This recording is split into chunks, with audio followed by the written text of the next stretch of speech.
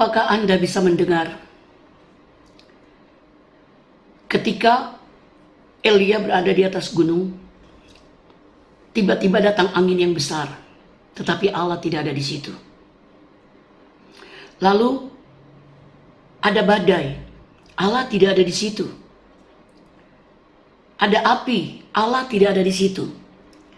Tetapi ayat 12 di dalam 1 Raja-Raja pasalnya yang ke-19.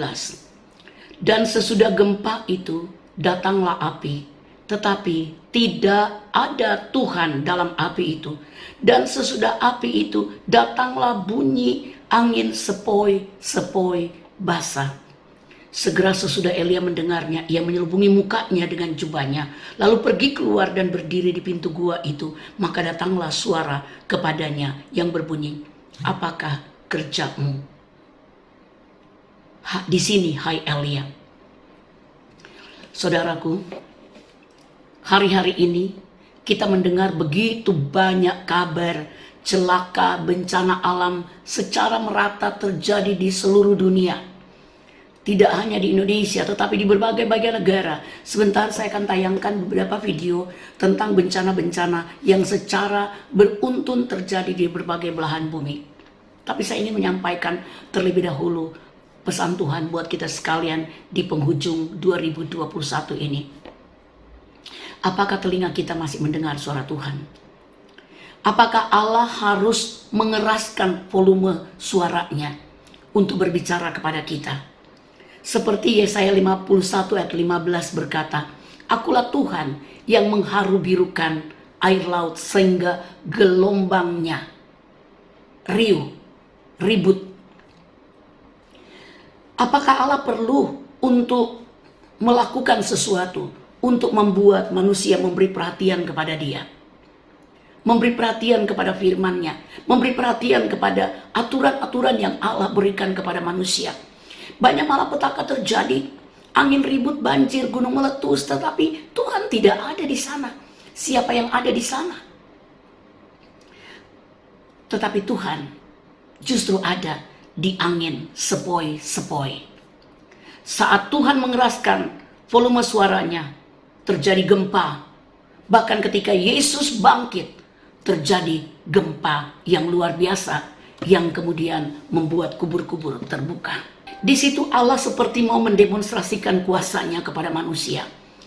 Bahwasanya Allah itu sanggup untuk mengalahkan maut. Dan maut sudah dikalahkan melalui kebangkitan Yesus Kristus. Dia membongkar kubur, mendemonstrasikan kuasanya untuk mendapatkan perhatian manusia. Dan kemudian Dia pengen sekali manusia mendengarkan suaranya yang lembut seperti kepada Elia melalui angin sepoi-sepoi. Pada waktu kebangkitan Yesus yang begitu mengguncangkan, itu juga mengejutkan, mengguncangkan kekaisaran Romawi,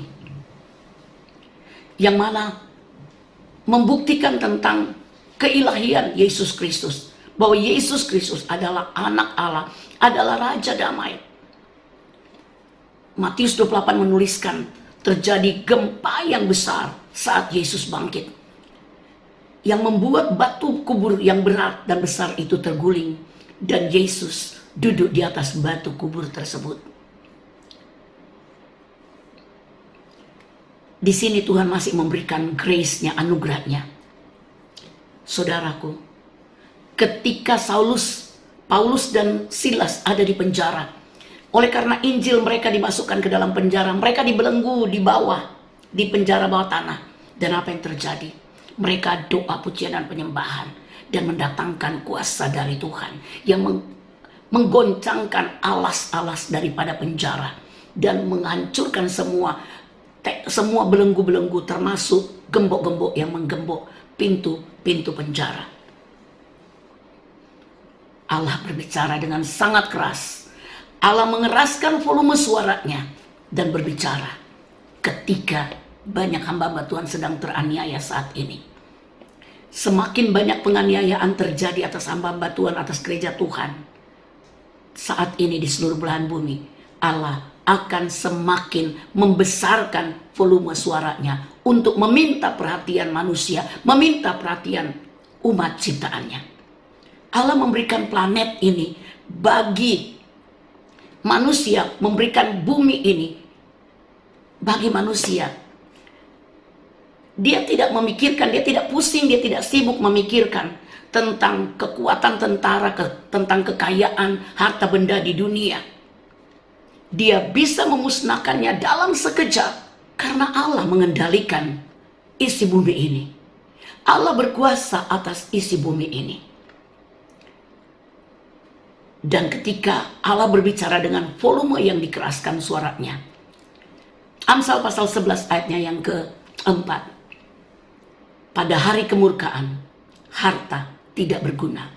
Harta sungguh-sungguh tidak berguna. Anda melihat ketika Malaysia ditenggelamkan, beberapa daerah bagian daripada Malaysia, negara Malaysia, ditenggelamkan oleh banjir. Semua harta benda itu hanyut begitu saja. Mobil-mobil mewah hanyut. Anda juga bisa melihat bagaimana ketika Dubai meledak, api membakar, ada bulatan-bulatan api yang berkobar di pelabuhan di kota Dubai, yang menghabiskan begitu banyak harta kekayaan, mobil-mobil mewah, bangunan-bangunan mewah, bahkan pelabuhan mereka yang mewah habis dalam sekejap. Allah hanya plek, sekelebatan sekejap mata saja untuk menghancurkan semuanya. Itukah yang kita andalkan. Sebab itu saat ini pun kita sedang digoncang dengan yang namanya virus. Sampai Amerika babak belur oleh Omikron. Negara adidaya. Jerman pun demikian. Inggris, Belanda pun hari-hari ini sedang babak belur sama yang namanya virus corona yang bermutasi di dalam yang bernama Omikron itu. Virus baru datang. Gak ada tempat untuk manusia melarikan diri. No place to escape.